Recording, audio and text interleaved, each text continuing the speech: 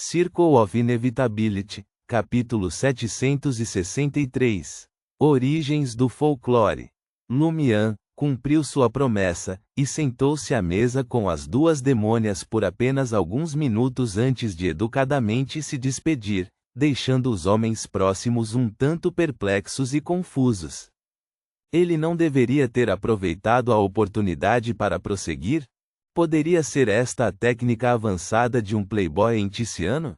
Caminhando de volta para sua mesa, Lumian viu garçons carregando uma pilha enorme de pratos, com rostos que eram uma mistura de confusão, choque e medo enquanto se afastavam.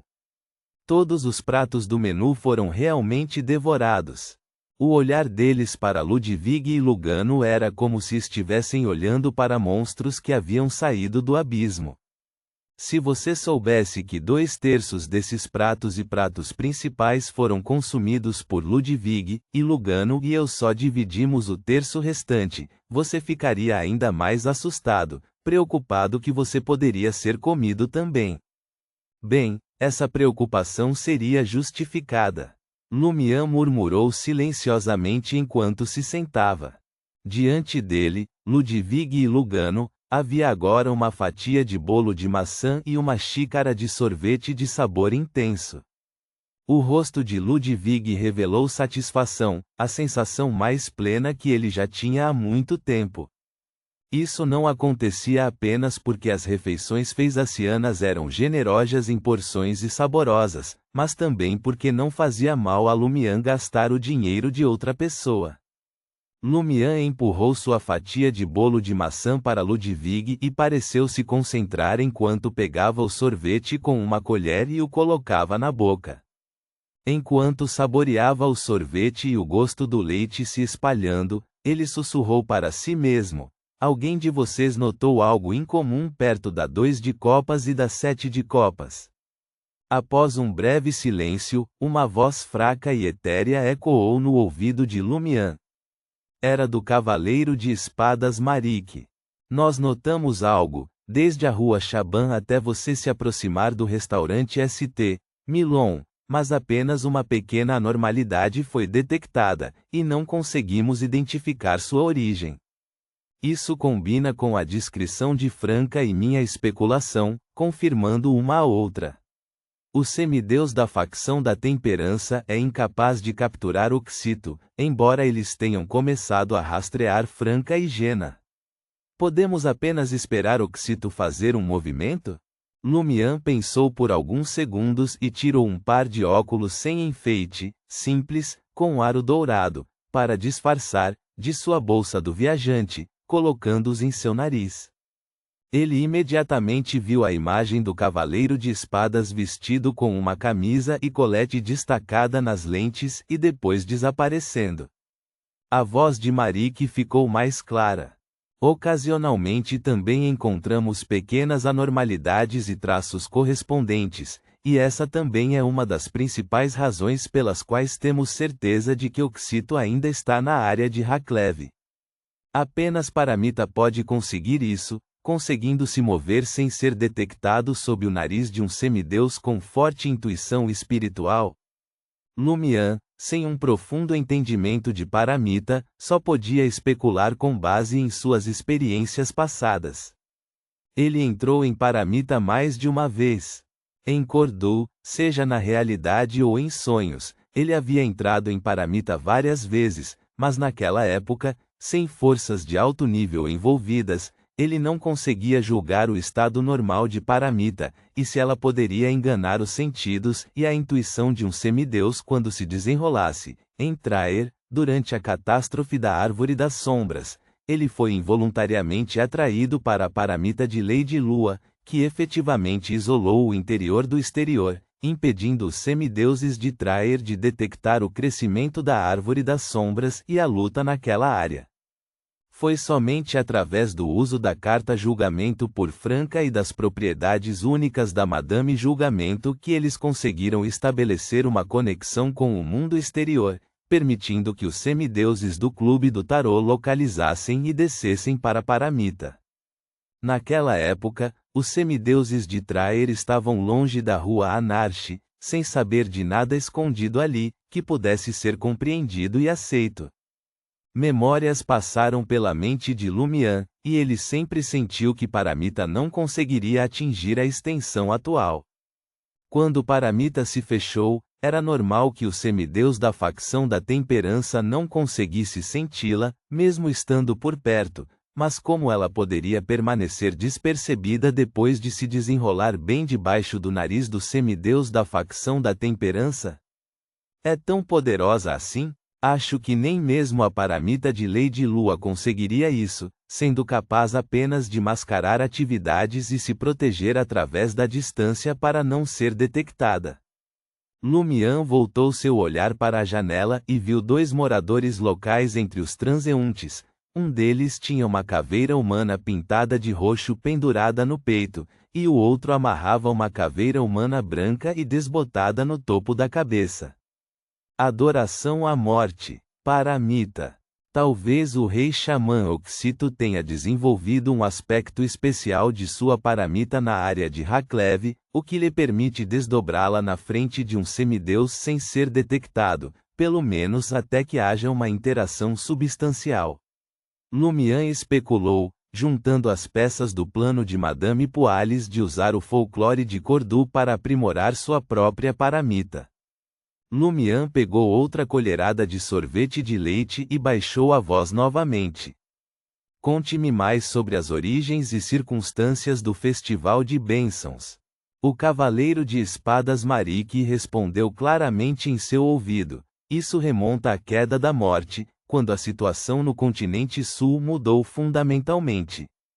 A queda da morte causou perturbações no submundo, deixando a maioria dos espíritos incapazes de senti-la ou adentrá-la, forçados a vagar por sua periferia, entre o mundo espiritual e o mundo real. Como resultado, quando seres sencientes morrem, é muito provável que eles se tornem mortos-vivos, espectros ou espíritos malignos, uma grave ameaça aos vivos, levando a um desastre após o outro. A resposta das nações do continente norte tem sido a purificação sancionada pela Igreja combinada com a cremação compulsória. Aqui, a Igreja do Eterno Sol Ardente e a Igreja do Deus do Combate tiveram sucesso notável com a purificação, tornando a cremação desnecessária para aqueles que foram purificados. Ao ouvir isso, Lumian realmente entendeu e apreciou as várias medidas tomadas antes e depois da morte, incluindo consolar os moribundos, purificar os mortos, encorajar a cremação e recompensar a descoberta de vagabundos falecidos. A origem de todas essas práticas foi a queda da morte e as anomalias subsequentes no submundo.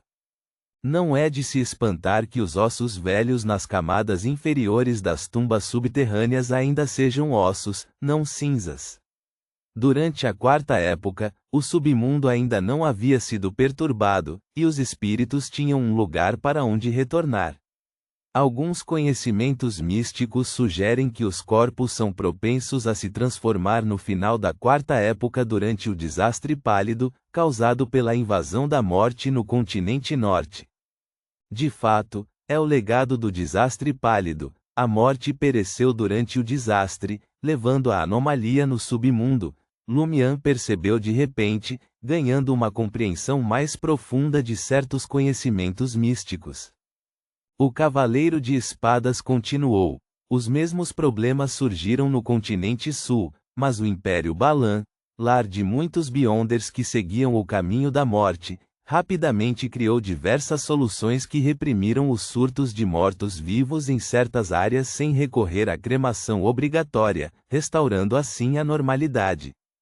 Em outras regiões, no entanto, devido aos esforços de independência em andamento de países como Hagent, Paz e Terras Altas, a fé na morte começou a diminuir, levando a um período de pragas de mortos-vivos desenfreadas e um vácuo de poder. As pessoas nessas áreas não tinham escolha a não ser se defenderem. Lumian assentiu levemente. O Festival de Bênçãos da Caveira é uma solução para a área de Haklev? O Festival de Bênçãos da Caveira é apenas uma manifestação, explicou o Cavaleiro de Espadas simplesmente. De acordo com os registros deixados pelo Reino das Terras Altas, parece que o povo de Haklev, com a ajuda de um antigo oficial do Império Balan, estabeleceu um mini-estado para os espíritos, permitindo que os mortos entrassem e descansassem lá sem emergir novamente. No entanto, este não é o submundo, ele não pode realmente oferecer descanso, nem pode prender completamente os espíritos. Eles só precisam desaparecer gradualmente. O Festival de Bênçãos da Caveira anual é um dia para os espíritos emergirem, se deleitarem e se libertarem. Manter os crânios de entes queridos em casa ajuda a proteger a família de quaisquer espíritos que possam se afastar deste mini-estado, evitando que causem danos. Em essência, eles criaram uma versão rudimentar e localizada do submundo para os espíritos retornarem. Um lugar para retornar. O conceito de paramita é semelhante, onde as almas retornam à terra e vagam pela natureza. Além disso, em paramita, os espíritos podem retornar para casa em dias especiais para aproveitar a alegria do reencontro, assim como no Festival de Bênçãos da Caveira da área de Haklev. A única diferença é que aqui, os espíritos não têm caminho para o renascimento, eles só podem desaparecer lentamente. Lumian comparou o estado local dos falecidos à paramita e percebeu algo sutil. Ele se lembrou de algo que Luiland certa vez relatou de Madame Poales: o que foi estabelecido é meramente uma pequena paramita caricatural, uma parte da paramita completa. Lumian respirou fundo, murmurando baixinho: será que Oxito está planejando fundir esse reino espiritual local com sua própria paramita, para torná-la mais completo? Não, ela já teve sucesso parcial, e é por isso que você não a detectou? O Cavaleiro de Espadas Marique parou por um momento antes de responder: é uma possibilidade. Após uma breve pausa, ele acrescentou proativamente: nós também não vimos esse reino espiritual. Não viram? Lumian ficou inicialmente surpreso, mas depois entendeu o que o Cavaleiro de Espadas quis dizer. O caminho do prisioneiro poderia se transformar diretamente em espectros, e eles deveriam ter conseguido ver o reino espiritual, mas não encontraram nada em Haklev dessa vez. Lumian não respondeu, mas considerou outra questão. Se Oxito realmente começou a se fundir com aquele mini-reino espiritual, ela essencialmente se torna uma versão local da morte, e ela deve ter sentido a linhagem Omibela em mim. Qual seria a reação dela? Raiva instantânea ou vê-me como algo a ser explorado? Por que ela não agiu diretamente? Certo, ela também usou o bebê monstro com garras de pássaro para descobrir que Ludwig ali perto tinha a aura de uma mãe cadáver, somando-se ao que claramente parecia uma isca, obviamente uma armadilha. É por isso que ela, acostumada à indulgência, se conteve. O que ela precisa fazer agora é buscar ajuda. Com esse pensamento, Lumian tirou os óculos e se levantou abruptamente.